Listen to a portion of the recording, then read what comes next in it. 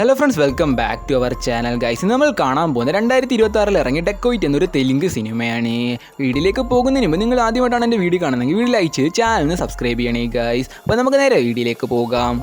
ഇവിടെ നമ്മുടെ ഹീറോ സ്നേഹിക്കുന്ന പെണ്ണ് കാരണം 13 വർഷമായിട്ട് ജയിലിൽ കിടക്കുകയാണ്.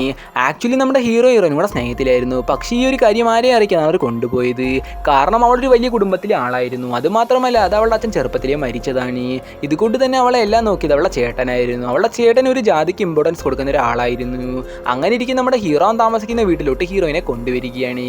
അവിടെ വെച്ച് ആ വീടിൻ്റെ ഓണറേയും അവൾക്ക് പരിചയപ്പെടുത്തുകയാണ്. അവളും ഇവരെ സ്നേഹത്തെ സപ്പോർട്ട് ചെയ്യുകയാണ്. അങ്ങനെ ഇരിക്കെ വർഷങ്ങളോളം കഴിഞ്ഞു. ഇപ്പം നമ്മുടെ ഹീറോയിൻ്റെ ബർത്ത്ഡേക്ക് ഹീറോയിനും അമ്പലത്തിൽ വെച്ച് കാണുകയാണ്. ഹീറോയിനും ചോദിക്കുകയാണ് എൻ്റെ ബർത്ത്ഡേ ഗിഫ്റ്റ് എന്ത് ചെയ്യുന്നു. ഹീറോയിൻ പറയുകയാണ് വീട്ടിൽ വന്നാൽ തരാമെന്ന്. അങ്ങനെ ഇരിക്കും നമ്മുടെ ഹീറോയിൻ്റെ ചേട്ടൻ അങ്ങോട്ട് വരുന്നത് കണ്ട് ഹീറോയുടെ ഫ്രണ്ട് അത് തടയുകയാണ്. ഇപ്പം നമ്മുടെ ഹീറോയിൻ്റെ ചേട്ടന് ദേഷ്യം തോന്നി. അങ്ങനെ അവൾ ഒട്ടിക്കുള്ള സമയത്ത് അവളെ റേപ്പ് ചെയ്യാൻ ശ്രമിക്കുകയാണ്. ഇത് കണ്ടുകൊണ്ട് വന്ന് നമ്മുടെ ഹീറോ അവളുടെ ചേട്ടനെ അവിടെ വെച്ചാൽ അടിച്ച് കൊല്ലിക്കുകയാണ്. ഇത് കാരണം നമ്മുടെ ഹീറോയെ അറസ്റ്റിലാക്കുകയാണ്.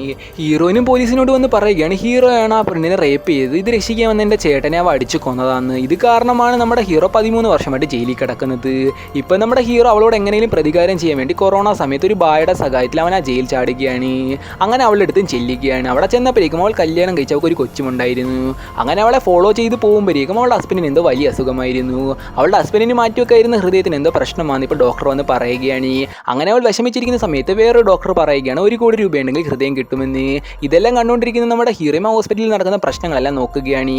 അങ്ങനെ അവിടുത്തെ പാവപ്പെട്ടവരെല്ലാം പറ്റിച്ച പൈസ എങ്ങനെങ്കിലും ഹീറോയ്ക്ക് അടിക്കണമെന്ന് തീരുമാനിക്കുകയാണ്. അങ്ങനെ നമ്മുടെ ഹീറോയിൻ്റെ വീട്ടിലോട്ട് ചെല്ലുകയാണ്. എന്നിട്ട് അവളോട് പറയുകയാണ് നിനക്ക് ഞാൻ 1 കോടി രൂപ തരാം, പക്ഷേ നീ എന്നെ ഹെൽപ്പ് ചെയ്യണമെന്ന്. പക്ഷേ ഹീറോയിൻ ഇത് സമ്മതിക്കുന്നില്ല. അങ്ങനെ ഇരിക്കും നമ്മുടെ ഹീറോ പറയുകയാണ് നിന്റെ ഫ്രണ്ടിൻ്റെ അച്ഛൻ്റെ ഹൃദയം നിനക്ക് തരാമെന്ന് പറഞ്ഞില്ലേ, പക്ഷേ അവൾ ഇതിപ്പോൾ വലിയ വിലയ്ക്ക് വേറൊരാൾക്ക് വിറ്റെന്ന്.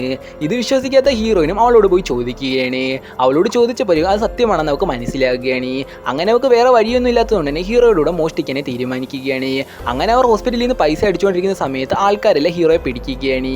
ഹീറോയെ രക്ഷിക്കാതെ ഹീറോയെ ഒറ്റയ്ക്ക് രക്ഷപ്പെട്ടു പോവുകയാണ്. ഇത് കണ്ട നമ്മുടെ ഹീറോയിൻ വീണ്ടും അവളെന്നെ പറ്റിച്ചെന്ന് വിചാരിച്ചുകൊണ്ടിരിക്കുന്ന സമയത്ത് ഹീറോയിൻ അവരെ രക്ഷപ്പെടുത്തുകയാണ്. അങ്ങനെ പോലീസ് പിടിക്കുന്ന ഉറപ്പായ സമയത്ത് ഹീറോയിനെ ഒറ്റയ്ക്കാക്കിയിട്ട് ഹീറോ അവിടെ നിന്ന് രക്ഷപ്പെട്ടു പോവുകയാണ്. അങ്ങനെ നമ്മുടെ ഹീറോ വീട്ടിൽ വന്നപ്പോഴേക്കും അവൻ എന്തൊക്കെയോ സംശയം തോന്നി ഹീറോയിൻ്റെ ഹസ്ബൻഡിനെ കാണാൻ വേണ്ടി ഹോസ്പിറ്റലിലോട്ട് പോവുകയാണ്. അതേസമയം ഒരു കേസ് അന്വേഷിച്ചുകൊണ്ടിരിക്കുന്ന പോലീസുകാർ അന്ന് റേപ്പ് ചെയ്ത പെണ്ണിനെ കാണാൻ വേണ്ടി അവളുടെ വീട്ടിലോട്ട് ചെല്ലുകയാണ്. അവിടെ വെച്ച് ഈ സത്യങ്ങളെല്ലാം മനസ്സിലാക്കുകയാണ്. ആക്ച്വലി ഇതിനെല്ലാം കാരണം ഹീറോയിൻ്റെ ഹസ്ബൻഡായിരുന്നു. അന്ന് അവർ അമ്പലത്തിൽ ഒരുമിച്ച് നിൽക്കുന്നത് അവൻ കണ്ടിട്ടുണ്ടായിരുന്നു. അവന് പണ്ടുതൊട്ടേ അവളെ ഇഷ്ടമായിരുന്നു. അങ്ങനെ ഈ കാര്യമല്ല ഹീറോയിൻ്റെ ചേട്ടനോട് പറയുകയാണ്. എന്നിട്ട് പറയുകയാണ് അവൾ സ്നേഹിക്കുന്ന ഒരു താഴ്ന്ന ജാതിയിലുള്ള ആളായിരുന്നു എന്ന്. ഇത് കേട്ട ഹീറോയിൻ്റെ ചേട്ടന് ദേഷ്യം തോന്നി അവനെ കൊല്ലാനായി പോയപ്പോഴേക്കും ഹീറോയുടെ ഫ്രണ്ടിനെ കാണുകയാണ്. അങ്ങനെ അവളെ അവിടെ വെച്ച് അടിച്ച് റേപ്പ് ചെയ്യുകയാണ്. ഇത് കണ്ടാണ് നമ്മുടെ ഹീറോ അവരുടെ ചേട്ടനെ അടിച്ച് കൊല്ലുന്നത്.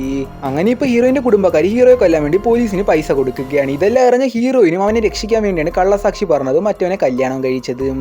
ഇതെല്ലാം മനസ്സിലാക്കി ഹീറോ അവനെ കൊല്ലാൻ ശ്രമിക്കുകയാണ്. അപ്പോഴാണ് അവൻ പറയുന്നത് എനിക്കല്ല ഹാർട്ടിൻ്റെ പ്രശ്നം, ഹീറോയിനാണ് ഹാർട്ടിൻ്റെ പ്രശ്നമെന്ന്. അവന് വേറൊരു അസുഖം കാരണമായിരുന്നു ഹോസ്പിറ്റലിൽ കിടന്നത്. ഈ സത്യമെല്ലാം മനസ്സിലാക്കി പോലീസുകാർ എങ്ങനെയെങ്കിലും ഹീറോ രക്ഷിക്കണമെന്ന് എഴുതി വയ്ക്കുകയാണ്. അങ്ങനെ ഇരിക്കുമ്പോഴാണ് ഹോസ്പിറ്റലിലെ ആൾക്കാർ അവരെ കൊല്ലാനേ ശ്രമിക്കുന്നത്. അവരും അവിടെ നിന്ന് അങ്ങനെയൊക്കെ രക്ഷപ്പെടുകയാണ്. ഹീറോയിനോട് പറയുകയാണ് നീ പെട്ടെന്ന് പൈസ കൊണ്ട് ഹോസ്പിറ്റലിൽ അടയ്ക്കാൻ. ഹീറോയിനും പൈസ കൊണ്ട് ഹോസ്പിറ്റലിൽ അടിച്ച് അവളുടെ ഹേർട്ട് ഓപ്പറേഷനും കഴിയുകയാണ്. അങ്ങനെ കുറേ നാൾ കഴിഞ്ഞപ്പോഴേക്കും ഹീറോയിൻ്റെ മോൾ ഒരു നെക്ലസ് അവളെ കാണിക്കുകയാണ്. അത് ഹീറോയുടെ ആയിരുന്നു. അങ്ങനെ പോലീസുകാർ ഇപ്പോൾ അവളുടെ വീട്ടിൽ വന്ന് നടന്ന സംഭവം എല്ലാം അവളോട് പറയുകയാണ്. അങ്ങനെ ഇരിക്കെ പോലീസുകാരും പറയുകയാണ് അവർ ഇത്ര സിൻസിയറായിട്ട് സ്നേഹിച്ചിട്ടും അവർക്ക് ഒരുമിക്കാൻ കഴിഞ്ഞില്ലെന്ന്. ആക്ച്വലി ഹീറോയിൻ്റെ ഒരേ ബ്ലഡ് ഗ്രൂപ്പ് ആയിരുന്നു. അവൾക്ക് ഹൃദയം കിട്ടാൻ വേണ്ടി ഹീറോ മനഃപൂർവ്വം പോലീസുകാരെ വെടികൊണ്ട് മരിച്ചതാണ്. ഇപ്പോൾ അവളുടെ ഉള്ളിലുള്ളത് ഹീറോയുടെ ഹൃദയമാണ്.